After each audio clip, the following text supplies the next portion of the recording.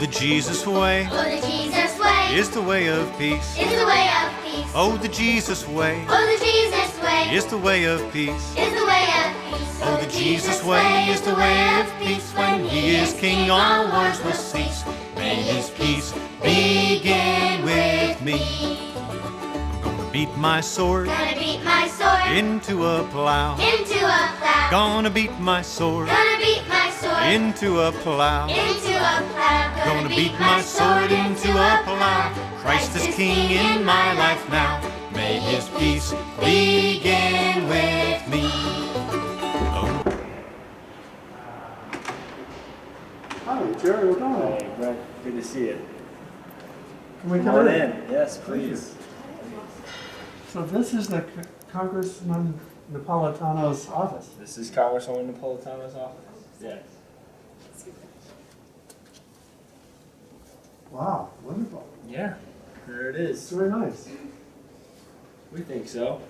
Those are her cities she represents.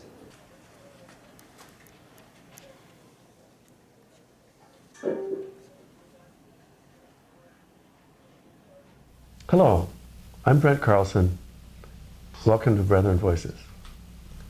Today, we're in the nation's capital, visiting with Jerry O'Donnell, who's the press secretary and one of the legislative aides for Californian Congresswoman Grace Napolitano.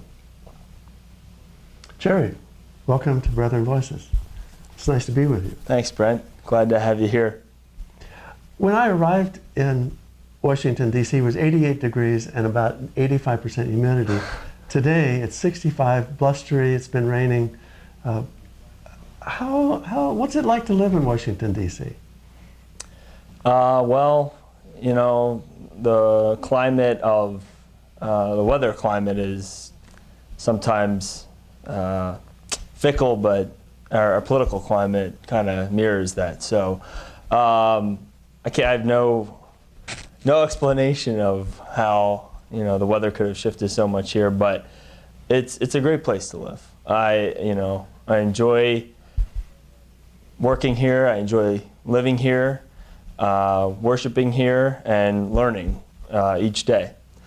So I really am happy here, and I'm happy that you could come and visit. And so I'm happy to share my experiences with you.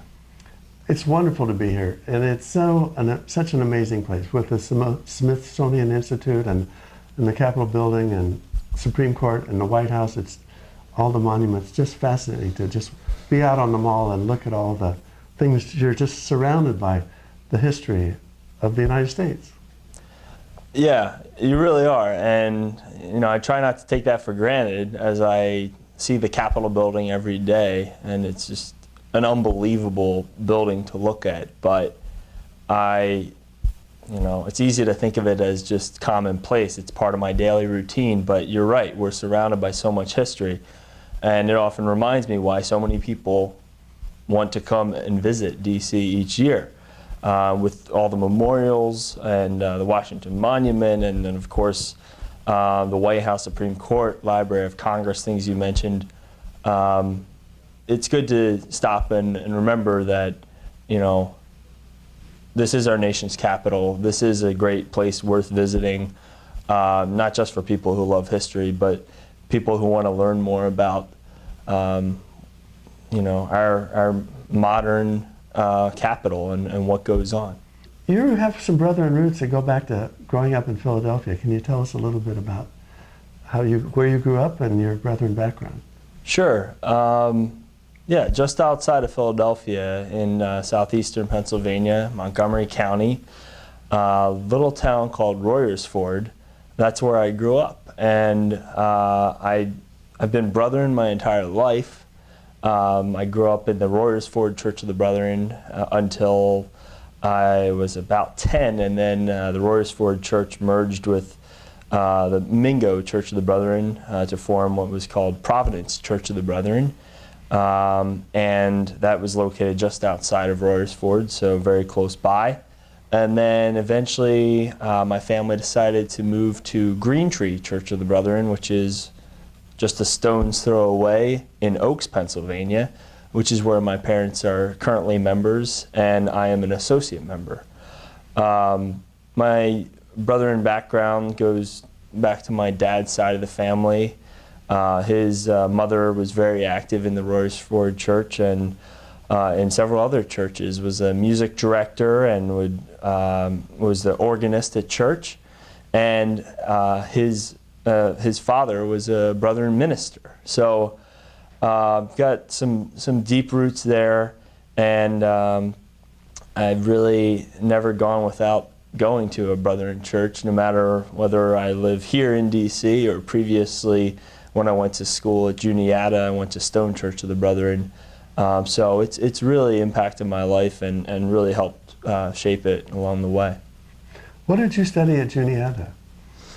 I studied Spanish, Spanish and Hispanic cultures. I basically wanted to become fluent in speaking Spanish. It was always an interest of mine to learn another language, and because of my mom being a middle school Spanish teacher and my sister pursuing Spanish at Juniata as well, there was a connection there, and it came easier to me, being able to remember how to speak it and remember different words, and also the thought of getting to travel to Spanish-speaking countries was really appealing. So I initially wanted to teach Spanish like my mom, but I kind of found through my experiences at Juniata and having been abroad that my vocation wasn't exactly to teach Spanish in schools, and that my vocation really didn't involve being an educator in a public school setting.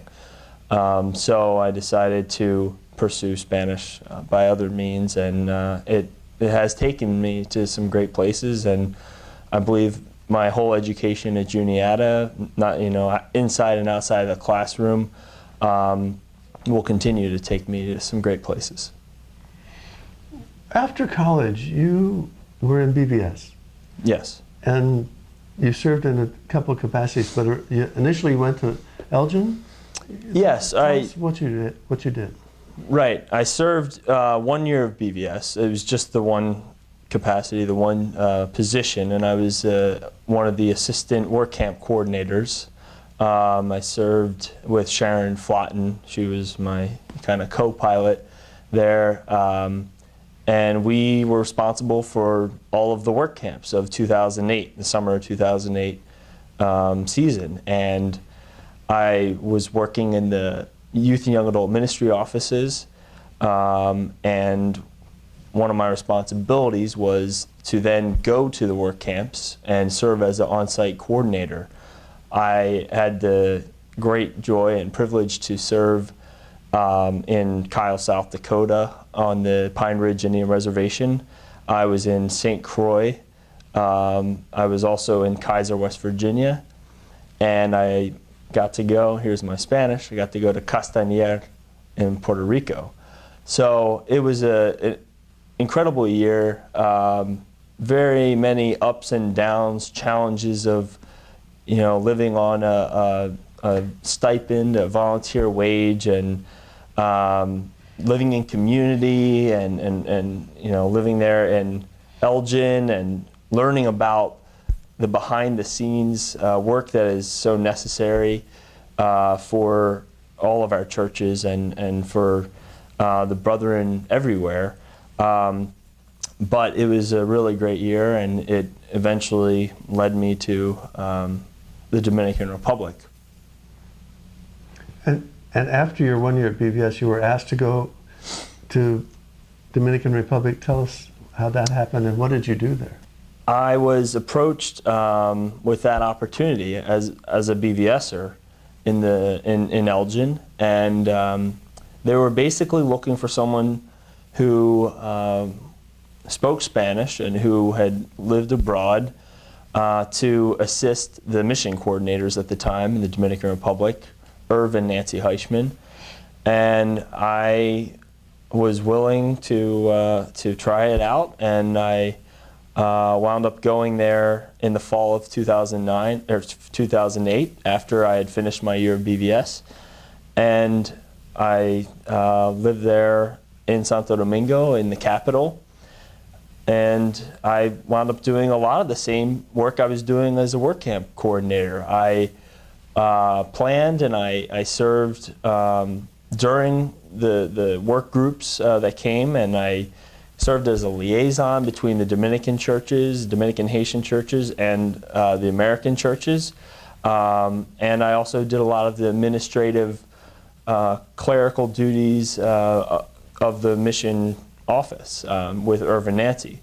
It was a tremendous experience, getting to learn about, the diversity of the Church of the Brethren, particularly abroad, yet the oneness that we have in many of our teachings, and to be able to introduce many of of our American brethren to our Dominican church and our Dominican brethren was a wonderful experience.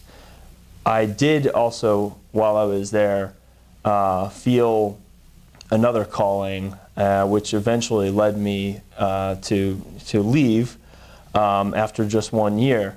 But I still cherish that time, and I look forward to going back and reuniting with many folks there at some point. Jerry, let's take a break for a short moment and listen to some information about Brethren Volunteer Services.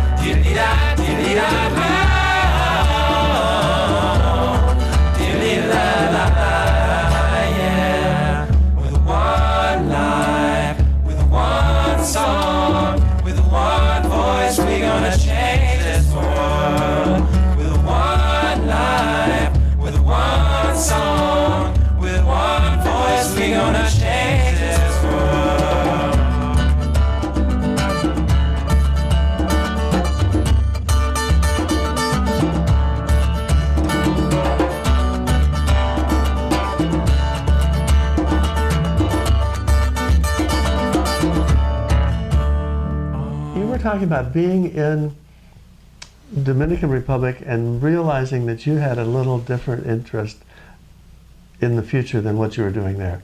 And I think that led you to wanting to do something in government and coming to Washington, D.C.? Yes. I can't really place it exactly to when I was in the Dominican Republic. To be completely honest, it's always been there, in some way. I remember going to the polls with my parents when I couldn't vote, when I was just a kid.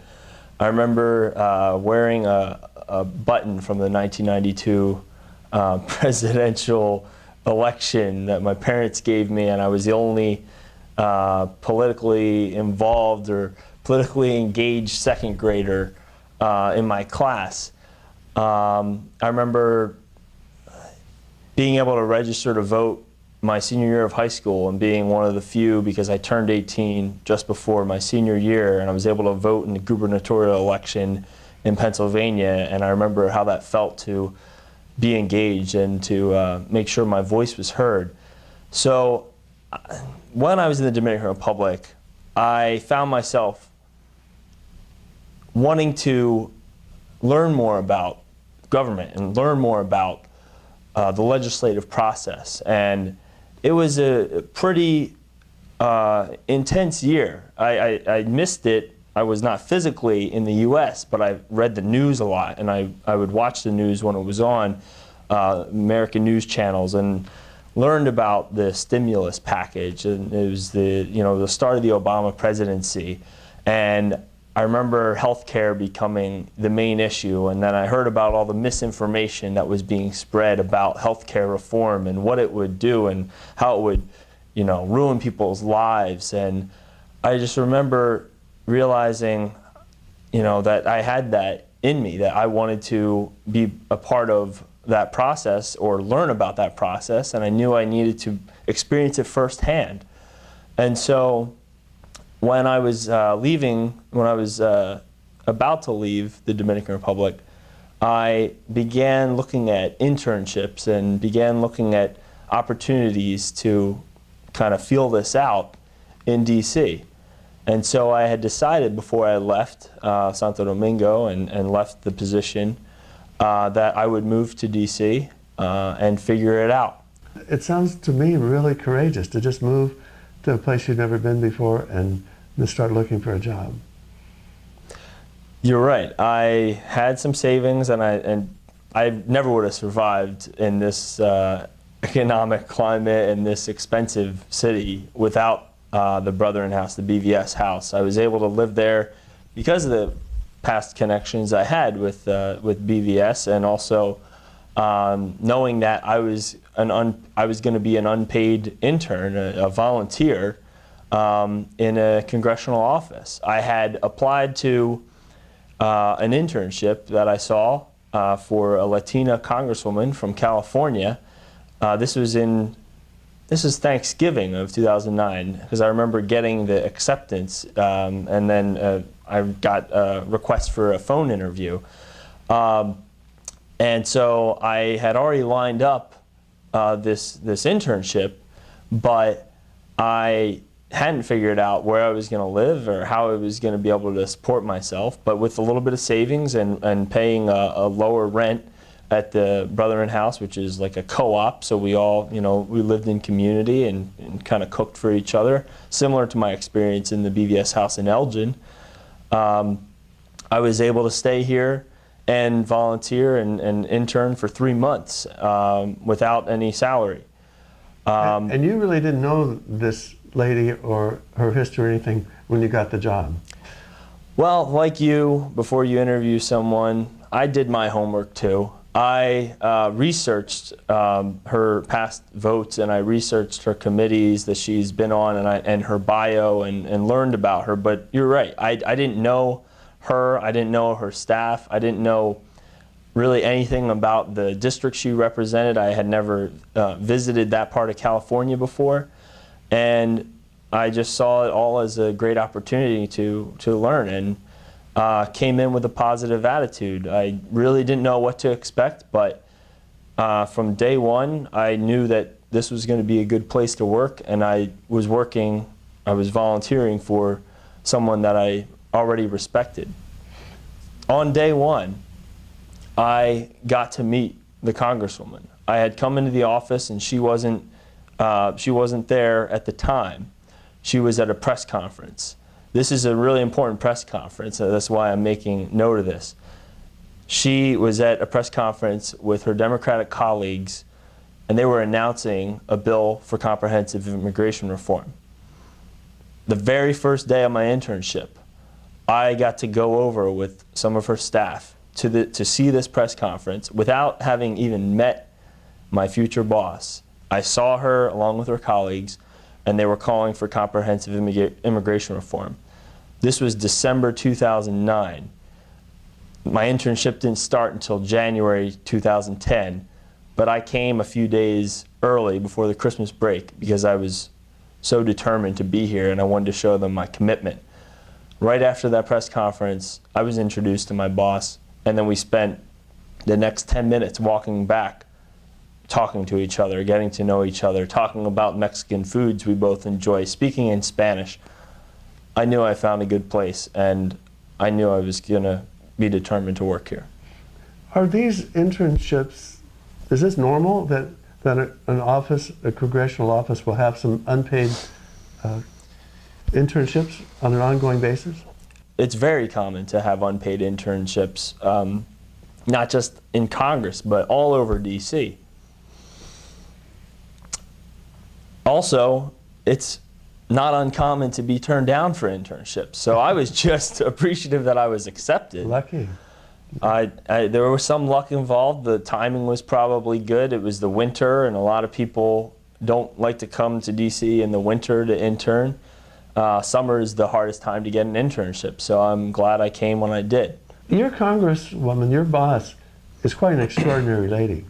I think she's 76 years old. Yes. She's been a congresswoman in the National Congress for 14 years.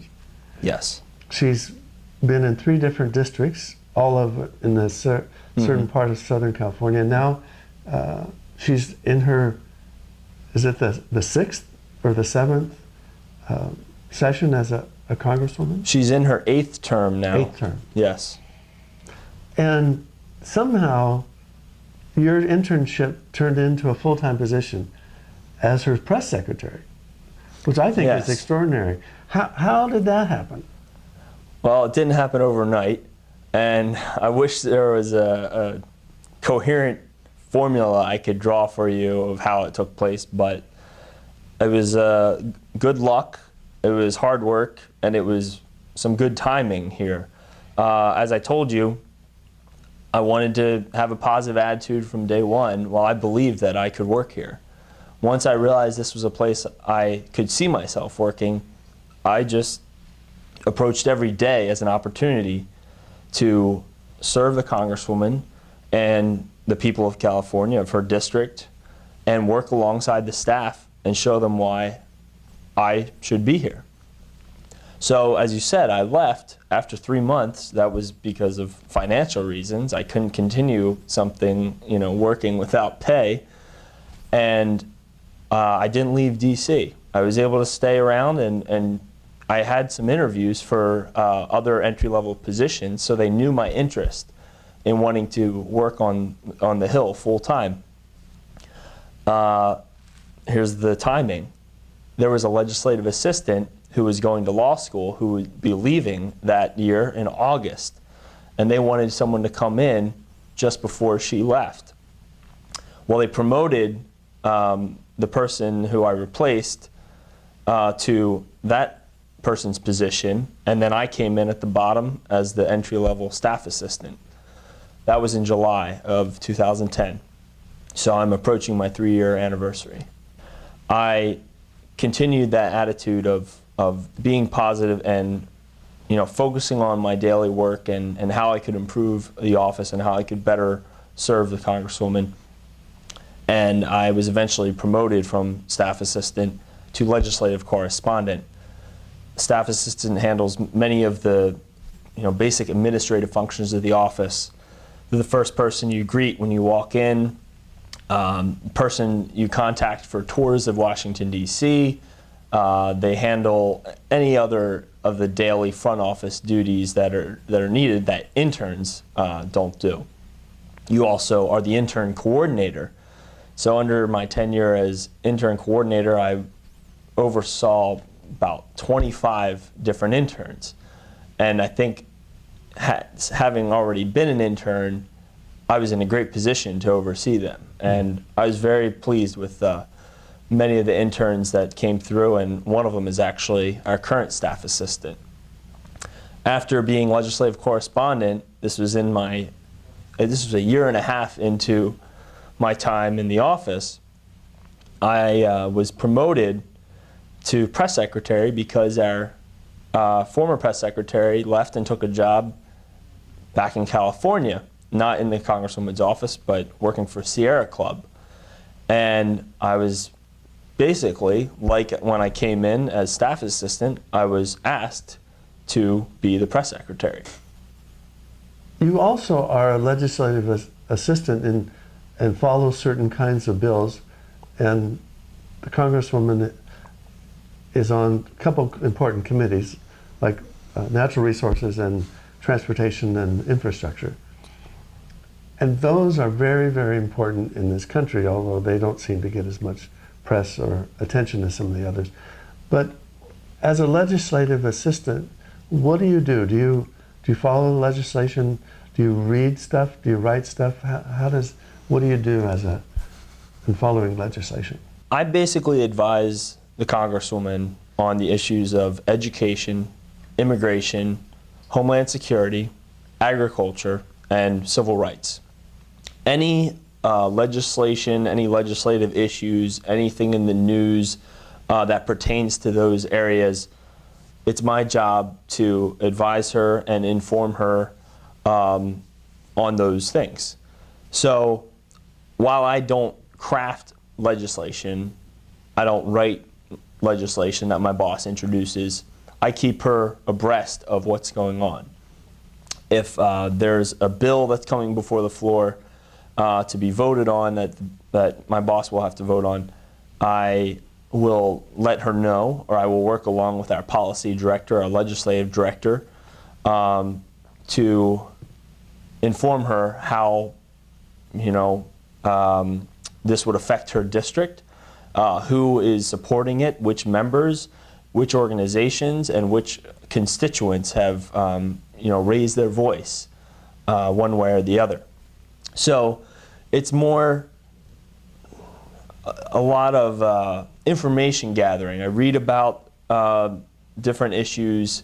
I read about bills. I read bills so that she knows. But as press secretary, this goes hand in hand. I have to stay on top of almost every issue, particularly transportation infrastructure and natural resources, because I wind up writing about them for my boss in press releases and giving her statements to reporters and things like that. Thank you for being with us on Brethren Voices. Thank you, Brent. For Brethren Voices, this is Brent Carlson. And Jerry O'Donnell, Wishing you peace.